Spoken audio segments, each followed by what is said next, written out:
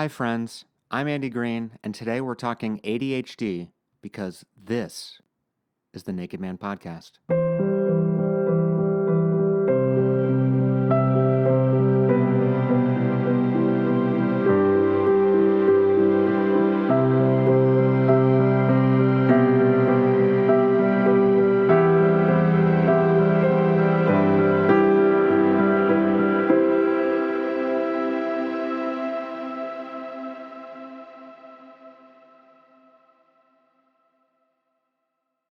Last year, when planning movies with friends, one of the hardest parts was the friends part.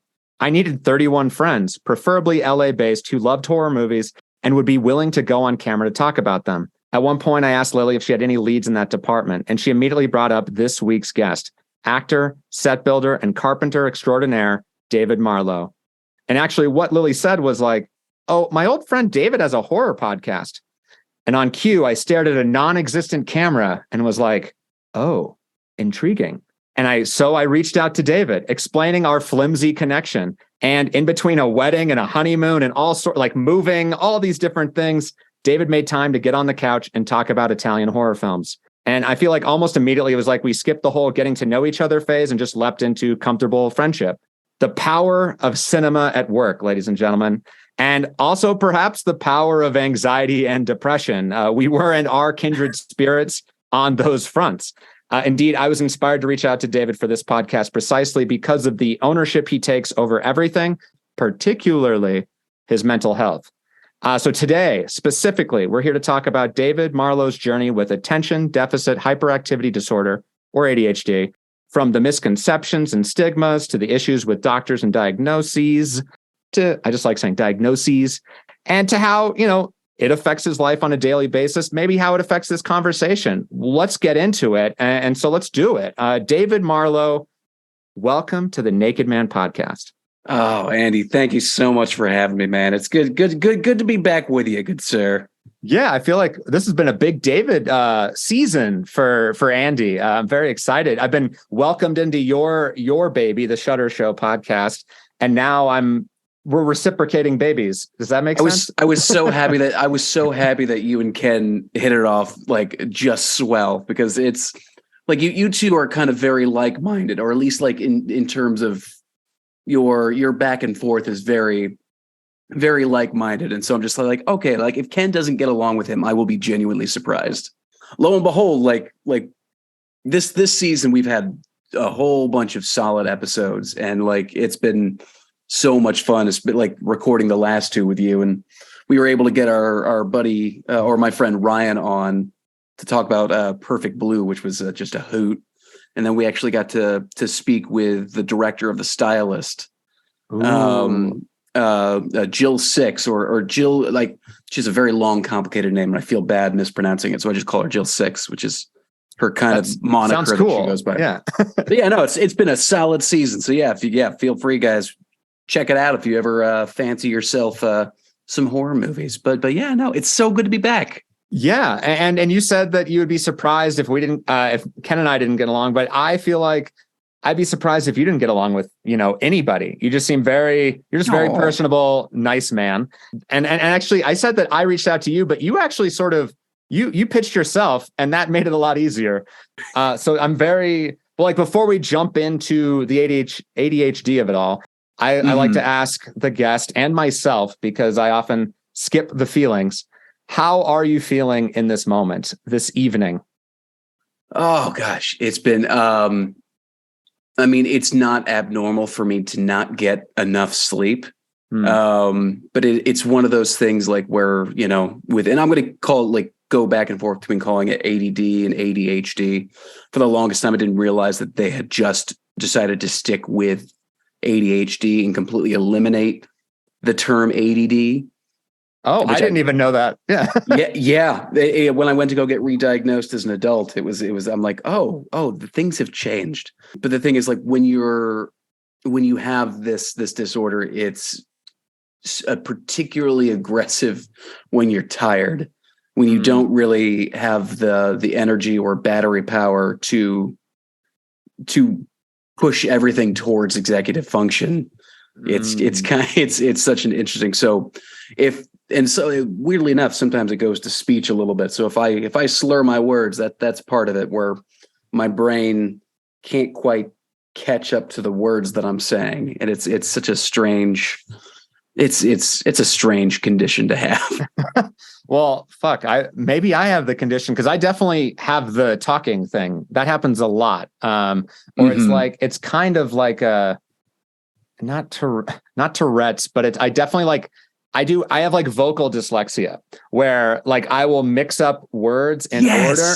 And or I'll just like pick out something else that is not at all what I'm talking about, and it will come out. Like I think the most famous example with my friends was like we were moving out of the house apartment, and I said like let's move the pizza from the wall, and it was the TV. You know, it's like it's like those Snickers commercials or like that what's the delivery company? They actually do that when all you can think about is, or when all you can pizza is think about, you know, or like whatever it is. Yes. I like literally was doing that.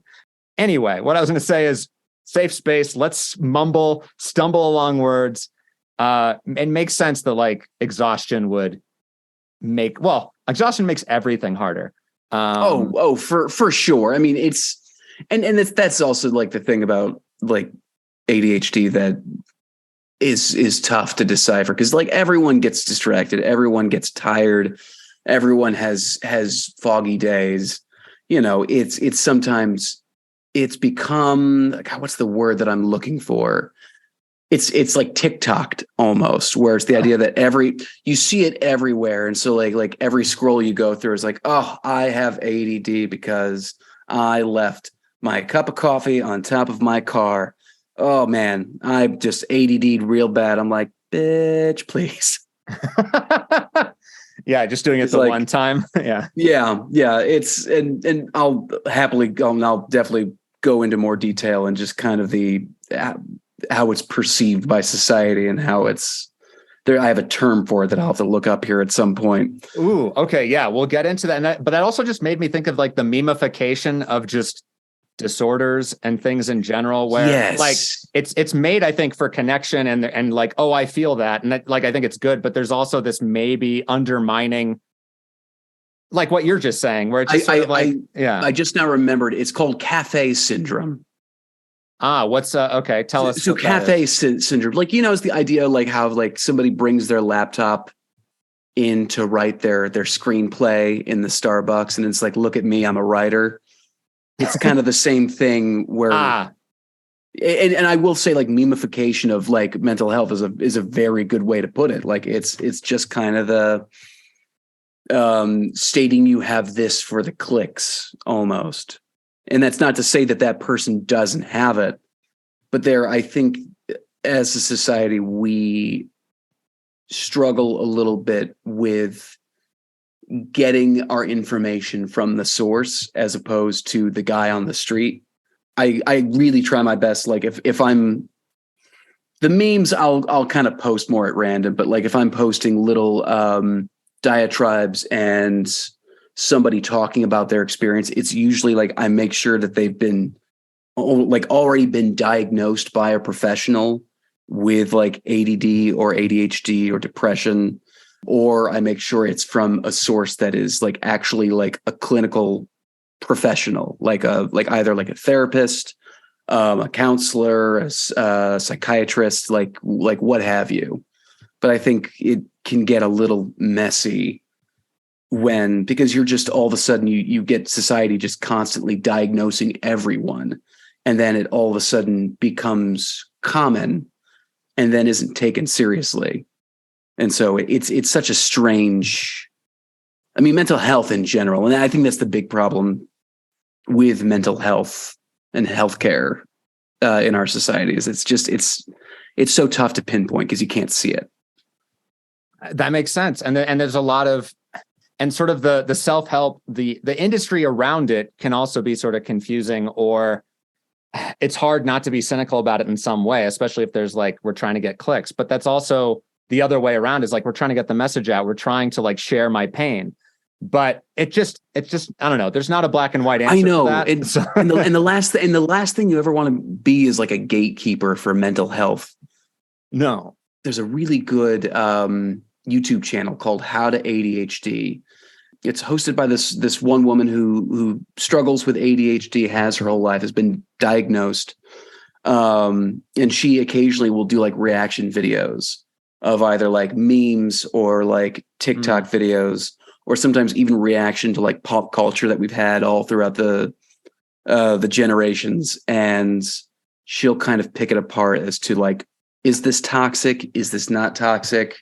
Or is this just a misunderstanding? Or is this not even ADHD? Maybe this is what you're seeing here is manic depression or anxiety. And it's the crazy thing because ADHD rarely comes by itself. It usually comes equipped with something else. So it's usually joy. It comes in a basket with depression or anxiety or caffeineism or like a multitude of things. And so sometimes it's masked and hidden under something else, or that other thing is masked by the ADHD, and they don't think to look into this other diagnosis. It really is fascinating. And I'll say confusing, right? A little bit. Confusing. And let's like, I guess, since we're just sort of getting into it already, let me just ask, like, because you're saying like how to ADHD and she's sort of describing what it is. How do you describe it? Or like to someone who, because I feel like I also kind of put it in the basket with other things and don't necessarily, like, I just assume it's, oh, someone has short attention span, forgetful. It's kind of what you're saying, like the coffee on that's the bumper sticker definition. But like, do you have like a sort of what does it mean to you? And I guess even particularly to your brain. Well, there's a great book called Driven to Distraction. It was written by two PhDs who both have ADHD. And I share this opinion with them. Like I personally, I do not like the label attention deficit disorder or attention deficit hyperactivity disorder, because that makes it sound like really it's about this person having a lack of attention, when really it's not like a deficit of attention that you have, but it's attention inconsistency. So it's not that you struggle to pay attention at all times. It's just that like your attention, like, because people with ADHD, one of their things too is that they can get hyper focused on an activity that they're very interested in. Like it's all about like what is giving this one particular person like that stimulation that they thrive on. Like if there's something that they are struggling with, then that's going to be it's going to be a real chore to get that particular activity done on time, if at all. But like also on the other end of it, like I've had so many comments by teachers, my parents, that just say is like, David, like you can memorize the entirety of a Shakespearean play, but you can't pass a math test. Like you can't recall information from yesterday's class where we talked about like long division or whatever.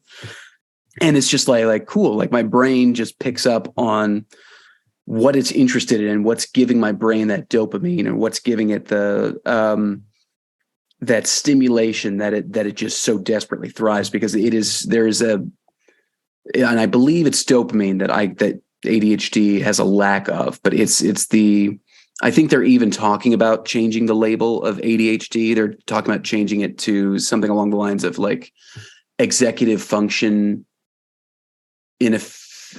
inefficiency disorder or something of that nature, because it all comes down to that person's lack of executive function. Gotcha. And then almost sort of chasing that stimulation, like you said. So and are you at like, and I know it's everyone's different, but my question was sort of like, are you at the mercy of that stimulation, or do you choose what stimulates you? Or is it like, is Shakespeare always going to be the case? Or is it like, if it was the week before, you're all about the math test and Shakespeare goes out the window? I'm at the whim of what my brain is interested in the moment.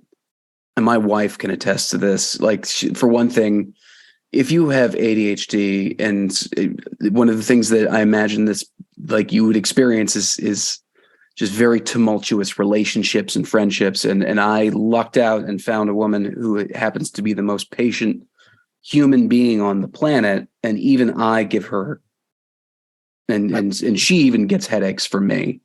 But she's hyper organized, and it's something she enjoys being organized.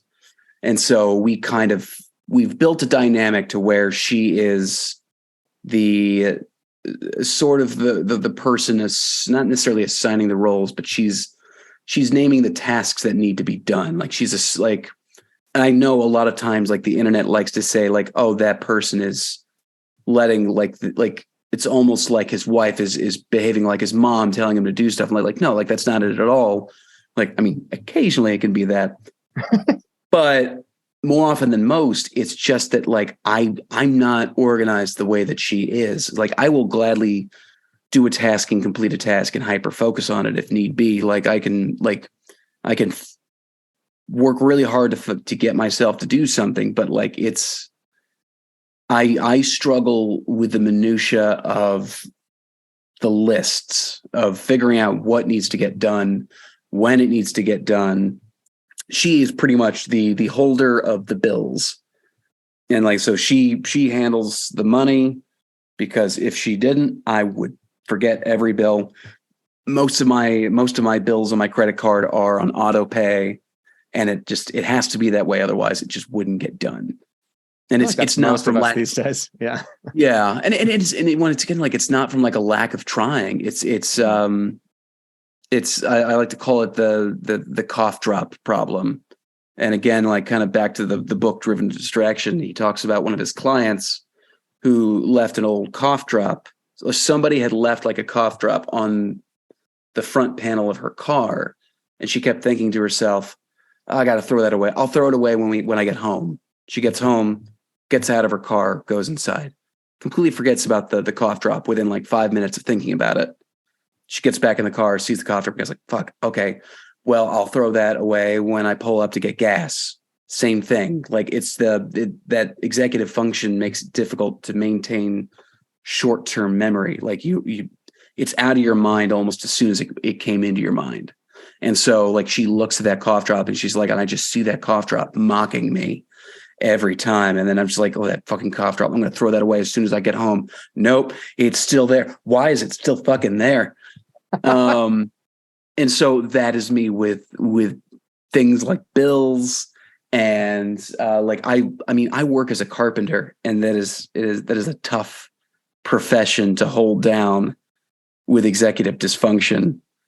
I will go down to my truck to grab a tool. While I'm in my truck, I also happen to notice something else that would be of use to me, or I'll take a sip of water or take a bite just from something out of my lunchbox because I need it, like, just a quick moment to zen out. And then I will go back to the job I was doing and then completely realize that I have just neglected to get the tool that I went down there to get.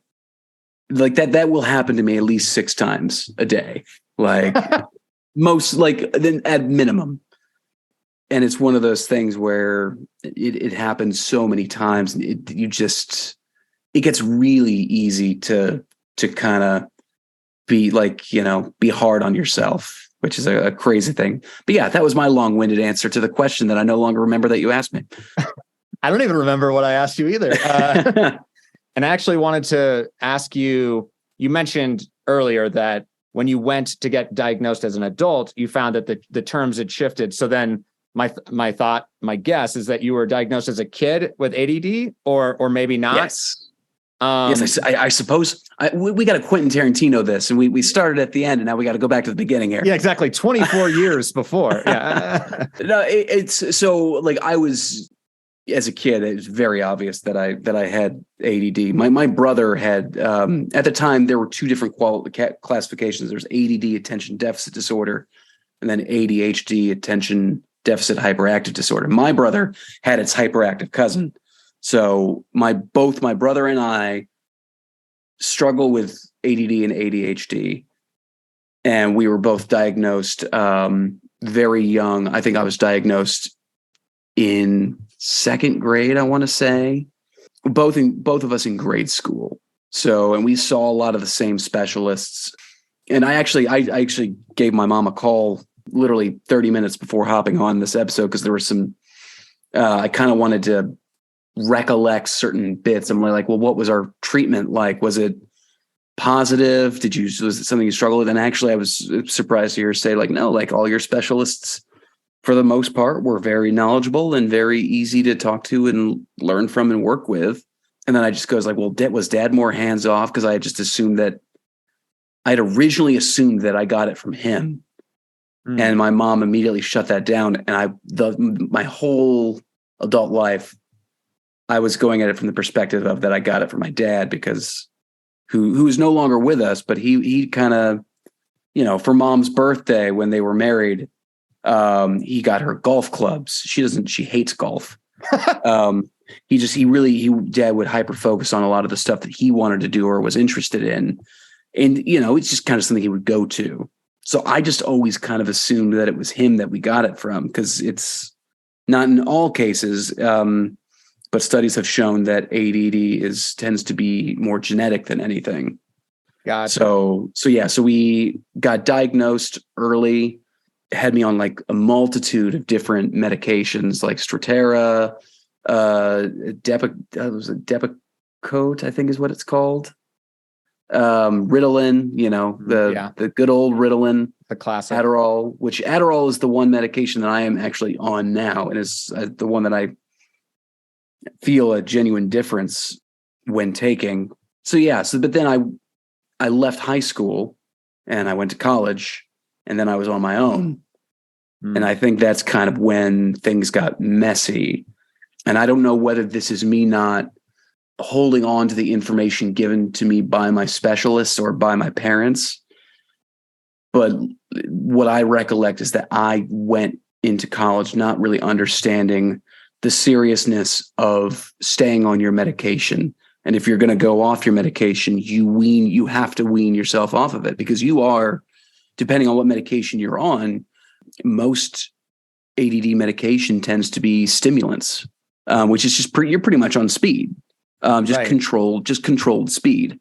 And so you suddenly go off of that and you start experiencing, and of course, I also struggle with depression.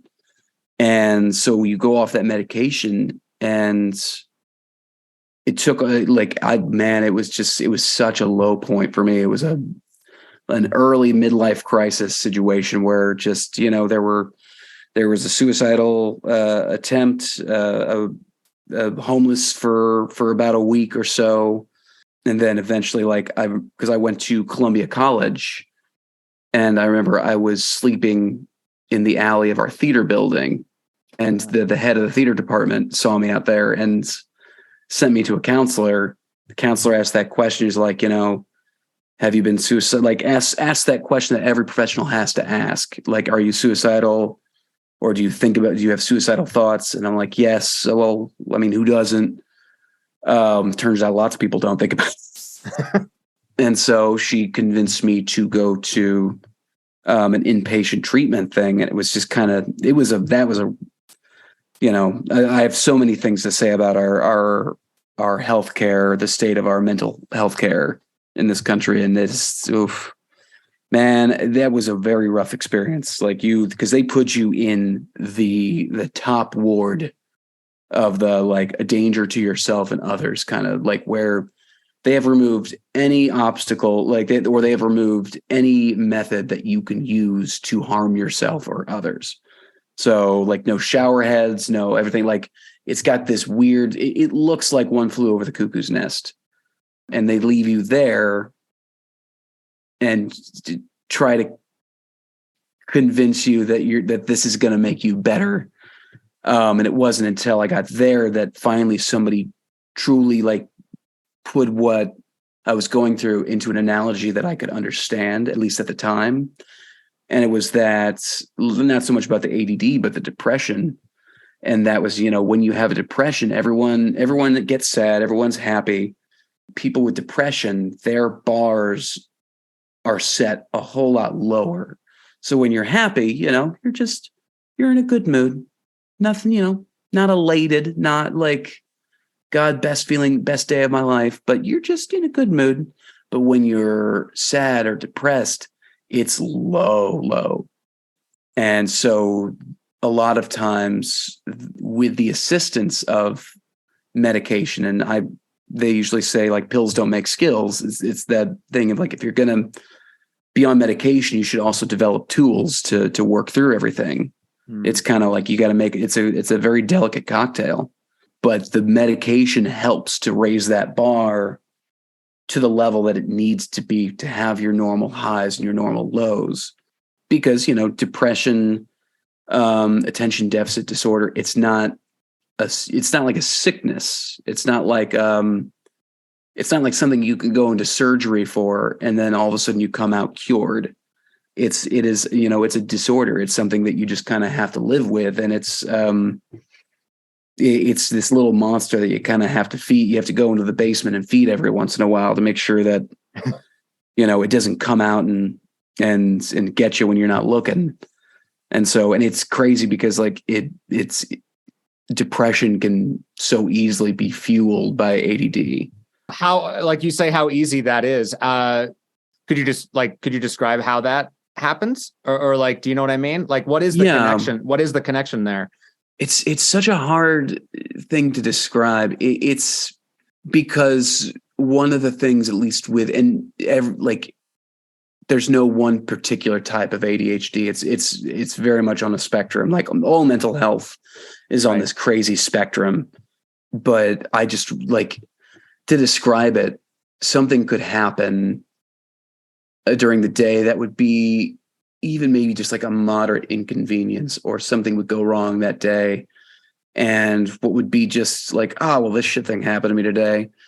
Then with me, it would be like, I would equate it to every other bad thing that's happened to me leading up to that moment and just get the woe is me sort of thing, situation where it feels like I'm never going to be able to catch a proper break, even though I've been given plenty of breaks in my life.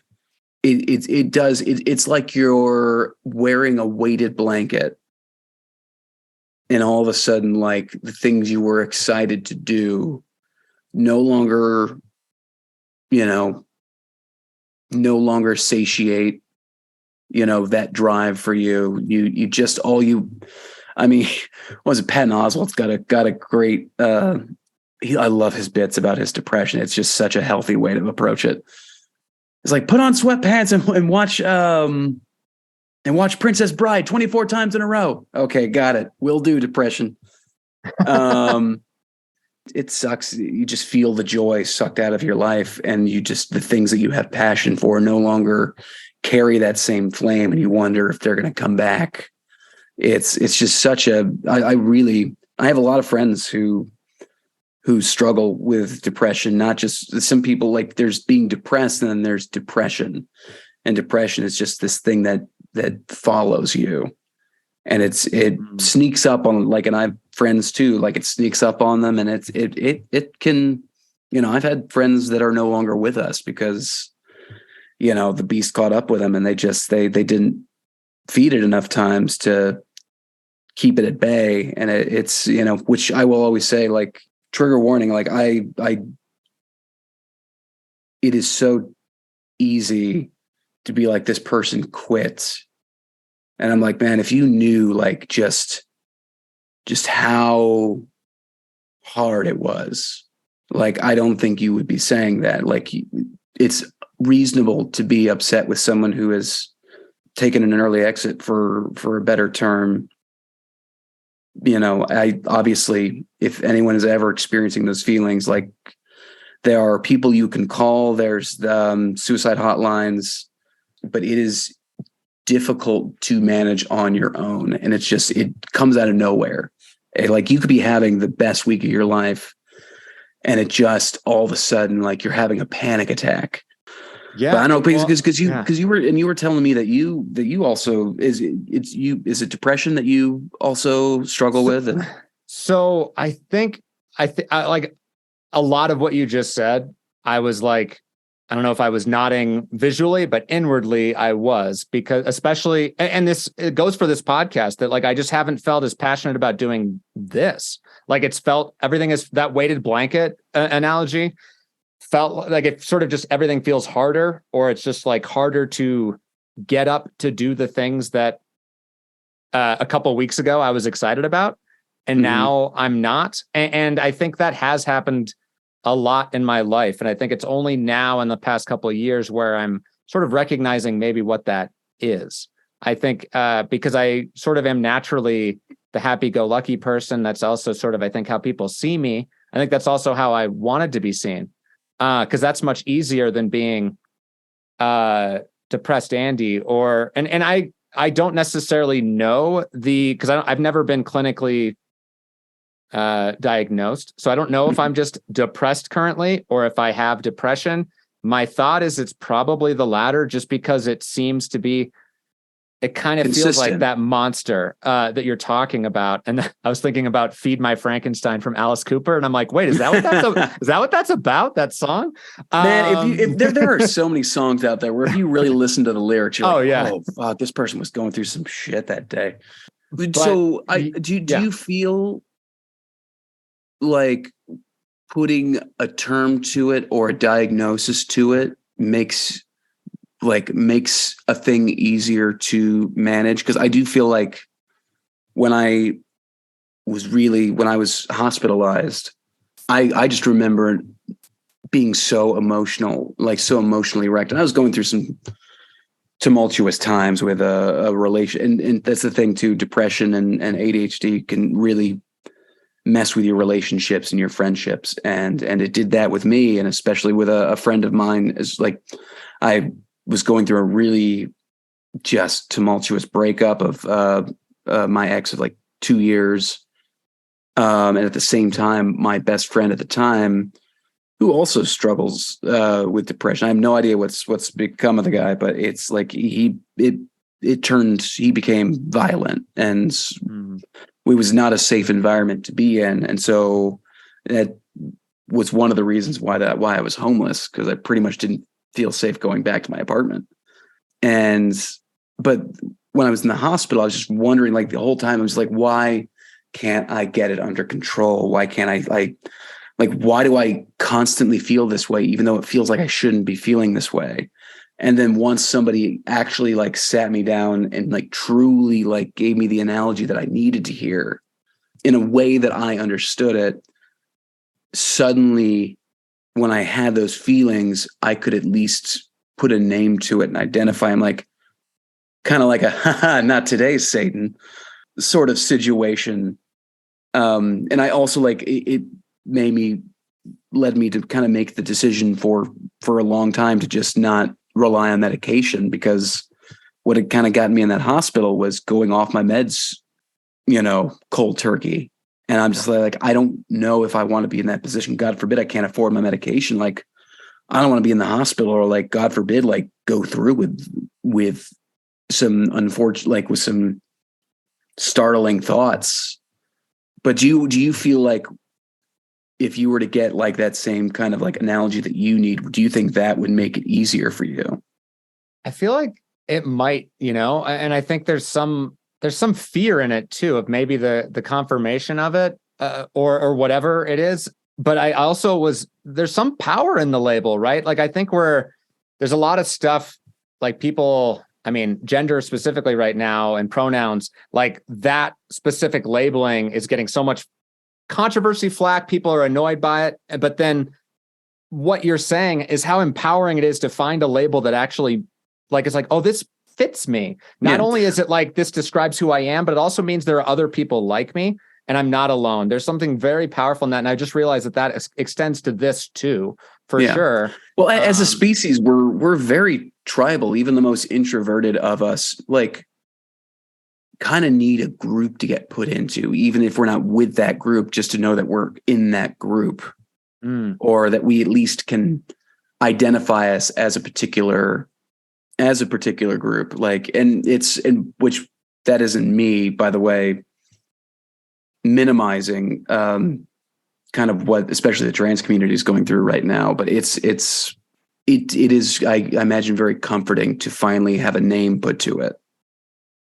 And to have a tribe. And as you said that, I kind of got emotional in that, like, I think part of me, I don't know what group I'm in, right? And I think I think there's also a fear of being put in a group too, and then being like stuck in a group. I think that's where I've been. And I sort of have this and it almost reminds me of how you kind of described ADHD, and that like I can be in a group for a little bit and then it's like that was like maybe the stimulation for a while, and then I'm like no, I need to get out of here, or like this it's no longer stimulating, or then I get depressed, the like new feeling wears off, me feeling like a new person wears off, and then I'm like stuck with myself. And I even at 34, despite having a show about mental health and about myself, I don't really often know what that is. And I think it really is like what you're talking about. I need to befriend the monster, really need to sit in there. Cause I think I don't know, like I'll give you an example today. You checked in about the podcast today, and in my head, it was tomorrow. And I had it in my calendar for tomorrow. And I went back to the email and I was like, I said like Tuesday the 8th or something. Like I had one of them right. Or I said Wednesday the 8th. So in my head, it was Wednesday. And I, for some reason, didn't share this with you. I was just like doing the mental math and I'm like, okay, no. Like immediately I was like, there was shame about being an idiot with schedule. But then there was also like, this is a mistake. I don't want to do this. I was anxious. This is like how I start my day. And I was like motivated last night, like, cause I'm in Tahoe now. This is a 9-day trip. I'm like trying to get back to my roots and really back to basics. Just like, okay, me. I was going to say, you look like you look like Johnny Depp from The Cabin, trying to write his next novel. The like Secret Window, is that the one you're? Oh yeah, yes, that's right. Secret Window. You stole my story. Oh man, I don't love. Well, whatever. Yeah, sure. I guess we'll talk about Johnny Depp. Yeah, no, or like The Shining. It's always a Stephen King thing, right? Neither of those characters are probably flattering people to be, but I think there's part of me that feels like I'm in that place for sure. But basically, long story long, that I basically was like, I was sort of in this frozen place where like what you mentioned, where like you make a mistake and then you sort of remember all the other mistakes you've made in your life. It kind of felt like I was going to go down that hole. And then I was just like, wait, no, like this mistake is not really a big deal. Like I'm going to talk with David about something we care about. And I just like, we'll get to know you more. It's just a conversation. Why am I getting, I mean, and I maybe that sounds like I'm minimizing myself, but it was just sort of, I had to reorient. I had to be like, wait, this will be okay. Mm-hmm. But still that like anxiety thing, 3 hours before a show, I'm like thinking about it, but unable to really do anything else. Not even like prepare. I'm sort of like, oh, I'd like to do other work or, do fun things. But it sort of was like, even reading was giving me anxiety. And that's just sort of, those things are happening more while I'm depressed, like those seems to be in concert where like, I'm not normally that, hyper sensitive hyper aware or hypersensitive or hypercritical, maybe. Hypercritical sounds like me, for sure. I don't know I guess that answered your question, but it is a good, like, I wanted to mention that, yeah, like, cause you were talking very, you were going deep about your thing, and I wanted to make sure, that I wasn't just holding my stuff in and just letting you go. Like I'm with you. Oh no, this is yeah. No matter how long I talk, this is a conversation, buddy. Oh yeah, well, yeah. Well, we like to give essays to each other, Exactly. Well, I think also too, there's I have a constant urge, like having ADD is like being a vegan. You have to say you have ADD to every person you meet. I love that. But it, especially, it's very fascinating being a carpenter with ADD. There's plenty. It's such a, in the blue collar world and in the trades, it's very hyper masculine. Like you don't see a lot of women in the trades, and the ones that you do see, most of the time they have a pretty tough exterior because they have to. But it's mental health in general, let alone like trying to understand something like ADHD is very difficult in a world of just toxic masculinity, because I feel like I have to constantly over explain like why I was struggling with this or why I was struggling with this, all at the same time. Like I'm picking apart in my head, this person thinks that I'm making excuses for myself when really I'm just trying to give them an explanation and there are a lot of kids who get diagnosed with ADHD. Once they learn they have ADHD, their tendency is to use it as an excuse for their actions. But the truth of the matter is that a person with ADHD can hold themselves responsible and can account for their actions. It's just in certain particular cases, like ADHD is very much an explanation for what were you thinking? And the one response would be like, I autopiloted and I have no idea how I got to this destination. I am just here and I am so sorry. But yeah, like there's like almost daily, I have to mention my ADD to somebody, like, or I'll say like, oh, it's Adderall o'clock. So I'm so sorry, because and I kind of live through analogies. I like, if you can put a solid analogy to something that explains something in a quick, concise way, bravo. So I kind of like to think of taking medication for my ADHD as like wearing glasses in my brain, or it's just like I'm wearing dissolving contacts in my brain, and so it's like I take my Adderall that puts my contacts in. I can focus a lot better.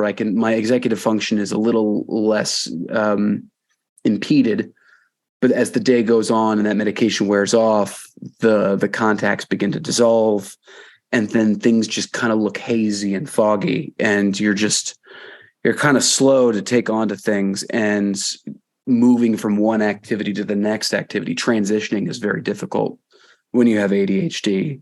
There have been times when I've been doing a bunch of tasks and then I go to sit down on the couch, literally just to like, okay, cool, I'm done. And my wife would be like, hey, I need you to do this.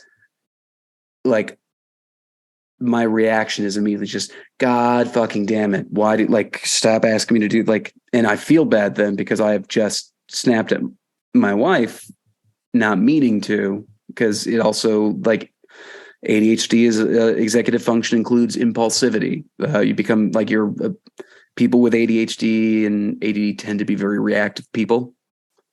So my first instinct is to just curse, not at my wife, but if I'm doing an activity, I will curse out loud, not realizing that I'm cursing out loud. And a client can probably hear me from the next room. And I'm just pray to God that they didn't. Again, this is me spiderwebbing every little thing. I pick one thing and I go in a whole different direction. But it's. I think we're similar, or I do the same thing. And I was going to say, in terms of the snapping at your wife thing, it's I mean, it might come off like that, but in that moment, it sounds like you're just angry that oh no, there's some more to do, and this is hard, right? It's just more of you're expressing a feeling and emotion in a way that's easy. Or at least the way that it comes, right? And my wife's, I don't think she's, I can't recall if she's diagnosed with anxiety, but she struggles with anxiety. Whereas if there's something that needs to get done, she has anxiety until it gets done. She needs to know that everything that needs doing is done. Whereas me, I have difficulty just starting task number one. And it's the procrastination isn't because it doesn't come from a place of lazy, which is often how people perceive and project what ADD is. But really, it's just the brain trying to be hey, you have to transition to this activity. It's going to be okay, buddy. I know it's going to be a struggle, but we got to figure this out. But also we're waiting for it to be urgent, because when it's urgent, you have that stimulation of, okay, now it's exciting.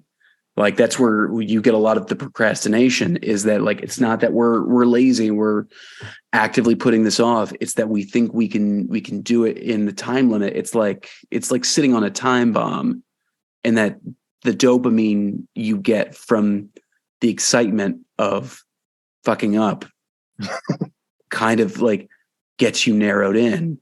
And if you've got a deadline, it's you're waiting into the final moment. There's been so many times where I have done all night cram sessions, and just once I'm so exhausted that the mental block just kind of goes away, that's when I can start typing up an essay or something. It's really, there's so many aspects of ADD, and then of course at the end of the day, it really affects people's lives. I've been lucky to where like the type of work that I did for the longest time was very much within a gig economy. I worked as an actor for a majority of my life, holding down small side jobs. So I never saw the process of, oh, I'm losing a job every 6 months. Like I just kind of would go from job to job. It was sort of perfect for me in the time, even though like I was constantly coming under with my bills, not paying things on time. My mom, I'm sure, has just PTSD from the amount of times like she's gotten a phone call from me. It's like, oh God, is he going to ask me for money? Because I couldn't be bothered to keep my finances in line because I just procrastinated on everything. And like when I was in college, I spent money because I got that hit of dopamine or serotonin. When you buy something. I still hate Chase for pressuring me into getting a credit card in it because my credit used to be in the lower 500s. And it wasn't until I started getting my ADHD in order and in line that I actually started repairing my credit and getting myself more financially independent and feasible. But I'm sure every once in a while, like my mom has PTSD when she sees my name pop up on the phone. Well, it's interesting. Like a lot of things come up as you're talking, because I feel like in some ways the world has been designed to exacerbate all of these things but also sort of create them, right? The like American world for sure. Like, right, I think like, cause I guess ADD is more common in Americans than in most. And I think it's because, I mean, for Christ's sake, like we are the head of the entertainment industry, and entertainment has just gotten to be, how can we get like a 30-second clip to this person? Like YouTube is now like the most popular streaming service because it's just a collection of small, short videos that and TikTok, right? Like that's just bites. Oh, yeah. And TikTok is where it all ends. Yeah. Like this is, yeah, you can't get shorter than that.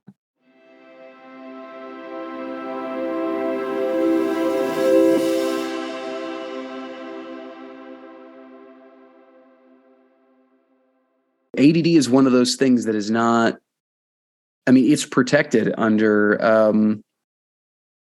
federal law where like your employer has to provide you reasonable accommodations for your mental illness. ADHD falls under that act. I can't remember for the life of me what it's called, but I think it's the Disabilities Act that it falls under. It's a federally protected disorder, but people like to think that it's not real or that the person's just lazy or unmotivated. And then you see how it's perceived in like a lot of comedies, and it's just this person going from topic to topic that aren't like going from different topics to different topics that aren't remotely related and that are like hyper bouncing off the walls.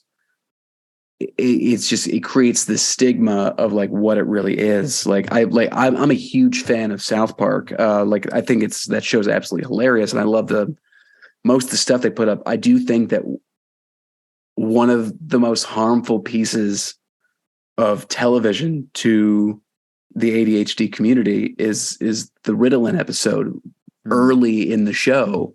Like I think it was like season 2.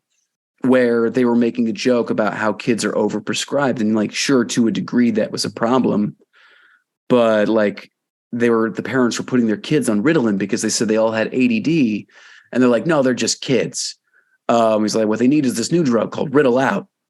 Clever wordplay and everything, but it completely minimizes a serious, mental disorder. And there's a clip of it where someone is explaining ADD and ADD treatment to the parents, and it's a doctor going to all these hyperactive kids, and they're bouncing off they're super excitable, and goes to each one of them, hits them upside the head and goes, sit down and study. Like each one of them, and then they calm down and study.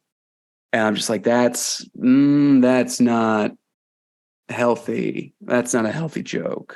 That's aged poorly. But I honestly, I think that attitude extends to most mental health disorders, right? Because it is in our heads. We can only try to explain. There are people that understand, that feel the same way. But I think that's also why I don't like talking to it a lot most of the time with with anyone, even people that understand, just because it does feel like I'm doing the over-explain thing that you're talking about. I'm doing, and when I explain it, I'm like minimizing myself. It like all of a sudden becomes like, wait, why am I getting upset because I like messed up the day of David's podcast? Like that's nothing. Like, and then I can feel that energy or imagine that energy coming to other people. But like, I don't know. I get mad, and to help you take some pressure off yourself, like the amount of anxiety I get when Ken and I have a guest on our podcast, because it's like you're cleaning your room before a date. It's like you just want everything to be perfect, and you want your guest to feel comfortable. You want them to, because it all results in like a solid episode and a solid recording, but also like you don't want this person. We're always just paranoid that like they're going to get off and be like, oh, that was tedious. Right. I regret that. Yeah. So obviously I'm not going to talk too much about Ken, because his story is his own story to tell. But, like he's struggled with ADD as well. And, he's helped to inform me a little bit on how his medication helped him. And actually I'd been on a couple of different medications, and he said like, this was the one that was just this was the one that worked for him. And it just happened to be the one that was the most restrictive, which is a whole other topic to get into. It's a whole other can of worms, but if you listen to our episodes, you'll notice just how often we interrupt each other. Or more often how often I interrupt Ken. And because like this whole thing too is like I interrupt specifically because I know that if I don't interrupt and say what I need to say, I'm going to forget it. I'm going to completely forget what I was talking about. And also the entire time I've been thinking about what I was going to say, I haven't been paying attention to what Ken was. I was going to ask you, you mentioned like being in a trade and being in sort of a very traditionally masculine space. Mm-hmm. And that you sort of find yourself over explaining, and I think we were kind of getting to there. And I wanted to know, like, is it like, do you feel judged, or like, how does that conversation happen in that space? Like, am I just assuming that not everyone is talking about their mental health at, when they're building, with you, or like, are you the only, like, do you feel comfortable talking about that, I suppose? It's one of those things where I do feel like constantly like on the verge of being like, are they going to just like, there's so many times where I just feel like a fraud because I struggle so much. I've been in the, like, I've been a carpenter for 5 years now. Like I got into it when acting started to slow down after I went union, because I am the white bread of actors, in a very large pool of white bread. So when I went union, the jobs just kind of dried up. So I took on woodworking as a hobby and realized I was like, shit, this stimulates my brain in a way that other activities haven't. And so I'm like, kind of chased that dragon and decided to go to school. And I had like, and I'm a liberal softy. I am such a progressive liberal snowflake. And it is very fascinating going from these liberal circles and these kind of left-leaning social circles into blue collar pools and into the trades, where you gotta like, you're gonna hear some shit that some people say that make you go, that was, I don't know about that. And it's very jarring at first, but then it's just kind of like, you can't fight all those battles. But at the same time, like, you also realize that you're like, hey, my other circles, my progressive circles were very supportive and like really like they tried to understand where I was coming from. These other circles don't give a fuck about my mental health. They like some might like there's a couple of unicorns in there where they either have lived with it or they know someone close to them who struggles with it. So they're empathetic to it to a degree, but it's very, they look at you as the participation trophy kid. That sounds and hard. for the longest time, like too, like, and then like, I just moved here to Indiana, my hometown, by the way, from after living in California for 7 years. You know, doesn't matter that I was born and raised a Hoosier. Like my nickname in the first job that I got out of here was Hollywood, and it was just a bunch of very right wing.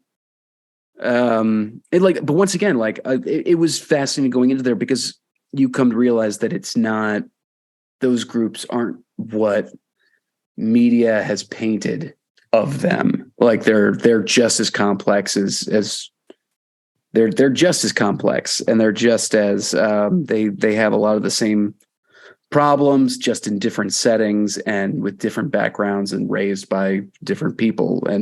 So I think it's been very fascinating getting to know some of these people in my field, but I do still like my walls are still up, if that makes sense. Like I go into detail about it because I'll give some of these analogies and these explanations to them to sort of describe what ADHD is like. Like I gave the glasses or the dissolving contacts analogy to one of my coworkers, who I greatly respect. He's such a talented guy and like super cool, but he's definitely got a bit of that toxic masculinity in him, that you kind of have to look past and see just the cool guy underneath it. Cause he's just been through just a lot of shit in his life, and he's come out on top. But like he'll hear these explanations and he actually is like, oh, that's an interesting way I put it. I never thought of it that way. Or so there is a degree of openness that can be had, but it is very difficult to try to be open about your mental health in that environment, if that makes sense. A very long form way of answering that question. It's very difficult to be open about it because it can so easily be taken as you making excuses for your shortcomings.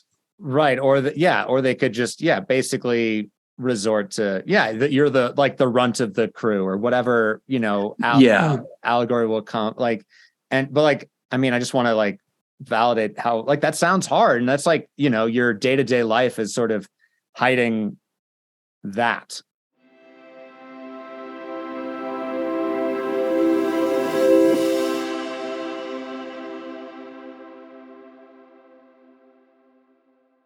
I can get an assault rifle 10 times easier than I can get an Adderall prescription.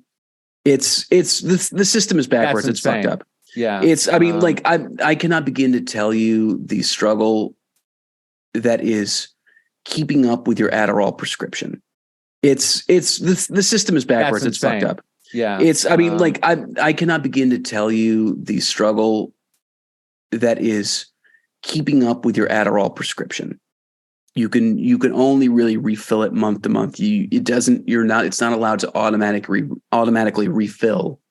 Every time you have to talk to your physician once a month. And that's if you've been able to find an efficient psychiatrist who won't automatically question your need for it. Even though you've been diagnosed 3 times, they'll want to re-diagnose you, which means you have to set an appointment but they don't have availability in their appointment for 3 weeks, even though you run out of your prescription in a week. And you've been trying to get a hold of that office for several days and they haven't been able to get back to you. And at the same time too, you're trying to work through your insurance. You're like, why isn't my insurance paying for this, for this variation of Adderall? Cause this one is or why, I literally, I discontinued a psychiatrist that I was, seeing because at one point he was just straight up gaslighting me because I've been on a 15 milligrams twice a day. was just kind of seemed to be the good little, like I found the sweet spot for a little while. And then all of a sudden he's like, cool, I'm going to put you on 20 milligrams slow release once a day. And I'm like, no, I've been doing 15 twice a day. He's like, no, that's not what you were taking. Yeah, it was. It's like, no, I've never prescribed you 15 milligrams twice a day. I don't do that.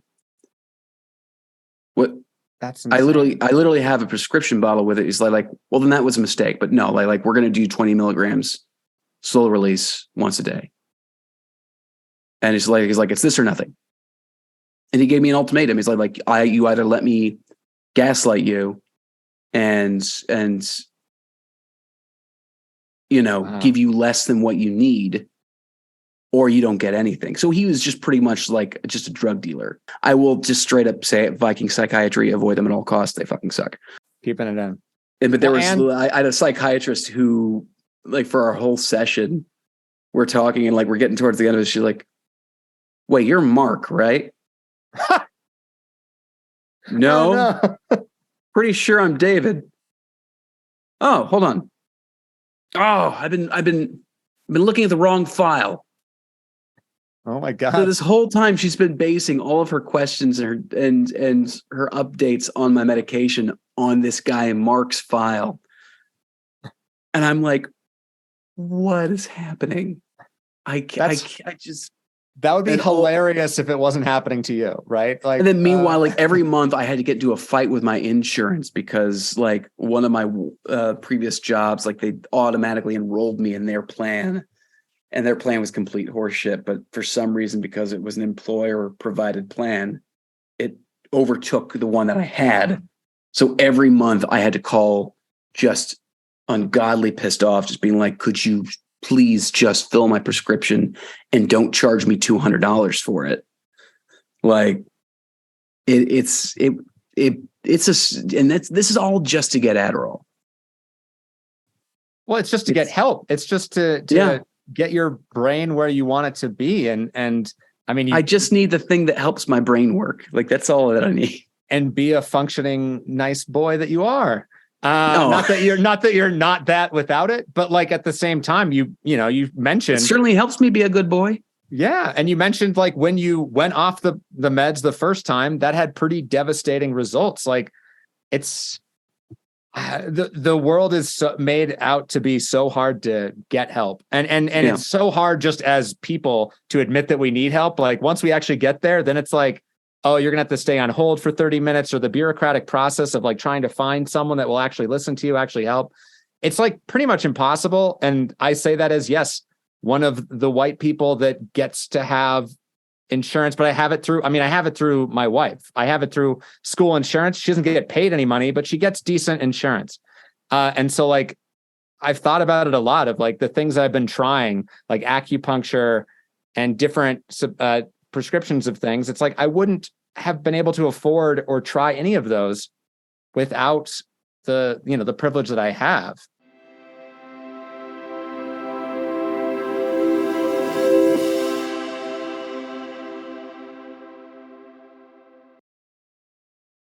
For me, my experience with ADHD growing up was literally people talking about using it and abusing it, right? That was what it was. Like there was the people that had it because they were diagnosed it, but then they would sell it, right? Like they literally were the drug dealers in high school and college, but it was also just sort of like to share it, and people would use it to do the exams, to do the different things. And like I never used it, but I also was curious. Like I was like, wait, there's a great episode of Big Mouth, by the way, about that. Where one of the characters, like who has ADD for sure, is given Adderall, and it works for him. It works great for him. But then his friends notice how well he's doing, and they ask for the same shit that he's been taking.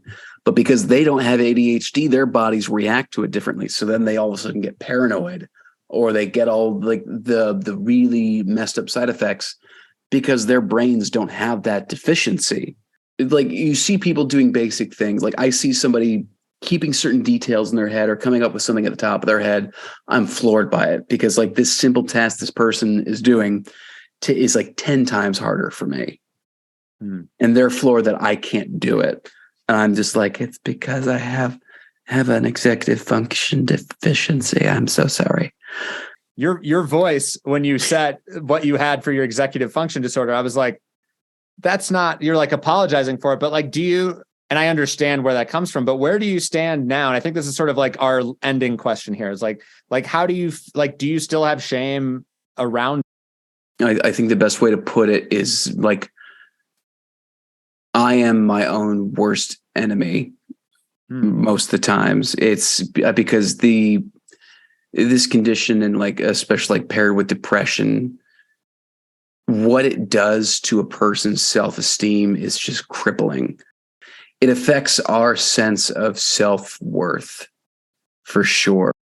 There's been so many times where I'm just like, and even now where I do ask myself like, what is wrong with you? Like, why can't you get your shit together?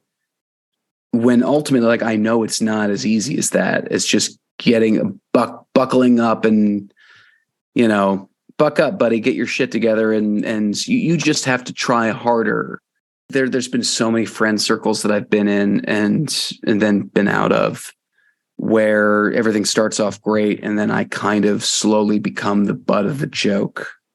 If that makes sense. I'm kind of the guy in the group who can't get his shit together, or who always seems to be the one is like, pretty face, you know, pretty house, shame no one's home kind of thing.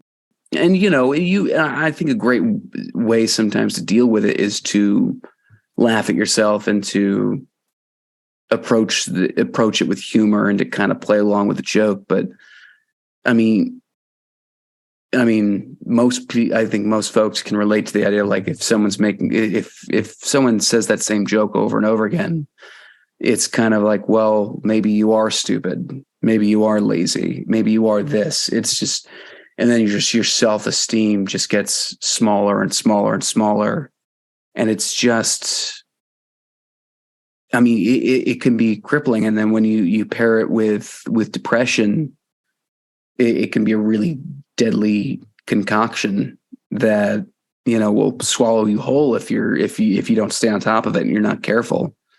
And so, which is why I really genuinely try to be vocal about what I'm going through with this disorder. And I really try to be, you know, I look back at how unaware I was of certain conditions and certain friends of mine that were going through stuff that maybe I wasn't aware of in the moment.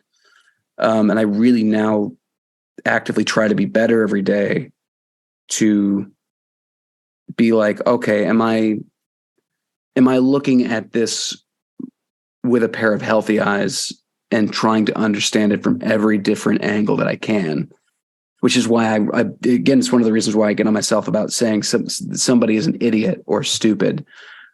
It's so easy not to follow your own advice and to kind of fall into what's easy. But it's, you know, it's tough. It's a real, but I you know, it's not worth, or I would say I would never say don't try, because it's, you know, there's a way that life can be easier on it. There's tools that exist now. There's medications, there's specialists, there's counseling. I was very fortunate being born into the class that I was born into, where I had I had two parents who kind of fought to give me the care that I needed and brought me to the specialists. But not everyone has that kind of upbringing. There's so many folks who don't have that upbringing.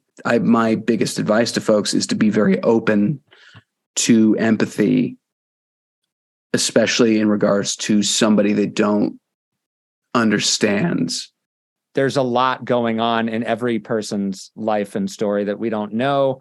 we can only hope to learn more. And I want to say that I'm really glad that I got a little bit more insight into your story today, and that I would say, pretty face, pretty house, but I think there's a lot up there. Oh, thanks, bud. Yeah, absolutely. And I also was saying that, like, I feel like in some ways, the way that you describe being the butt of the joke, or that you're like the screw up, I also wonder if it's like you were the only one voicing things that were going on and everyone else was keeping that, because I think that's what happens. I think there's someone a little bit more willing to share foibles and things that are happening in their lives, and maybe we make fun of them for it, even though, and like, I think I've been that person, or I think I've been the other person the other way too, of like making fun of someone who doesn't have their shit together. Because I'm sure, and because I've grown up being bullied throughout a majority of my childhood. So the second that I have the opportunity to not be that member, I think my lizard brain decides to go. He's like, oh, get with the group. Like, you are the one that everyone kind of picks on. And so while they're picking on you, they're not picking on this other person, or they're not picking apart this other person or looking into this other person's stuff. And so I've kind of had friends who have had their own issues that they have not been addressing necessarily in a healthy way. And so to look into my situation and to be understanding towards it would mean removing me from that role, and leaves them open to be placed in that role. And I think sometimes that's where that insecurity comes in. And it's a genuine, I think it's a genuine concern for that particular person. I think a lot of people who tend to cause trauma are the folks who have untreated trauma. Clearly we could talk forever, and that's why I had you on. But I think this is where we close the book for now, close the chapter. David, thank you so much for sharing. It felt good to have this conversation with you. And I look forward to our next, whatever our next time in front of a mic. I wonder what movie we'll be talking about, or absolutely, or what, mental fun thing that we're working on now. Thank you so much. Thank you.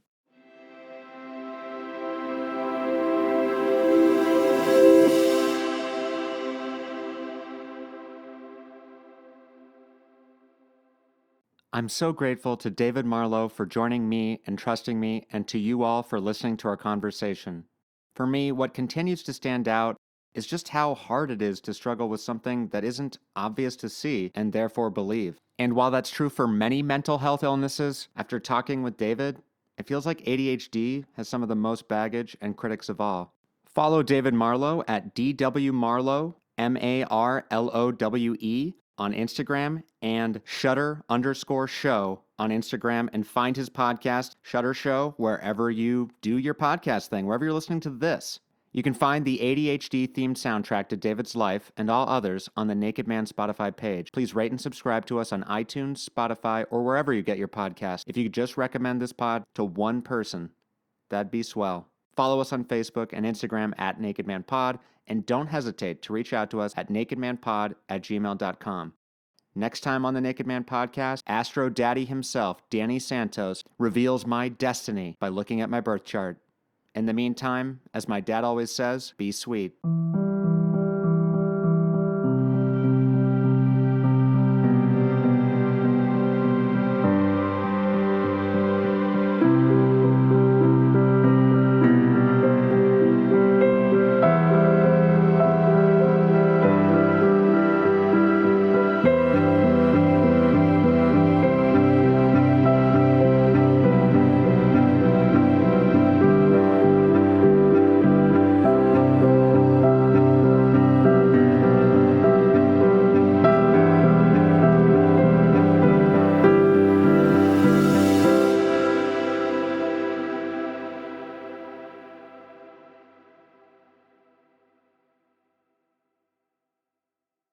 This episode of the Naked Man Podcast was conceived by Andy Green in collaboration with David Marlowe.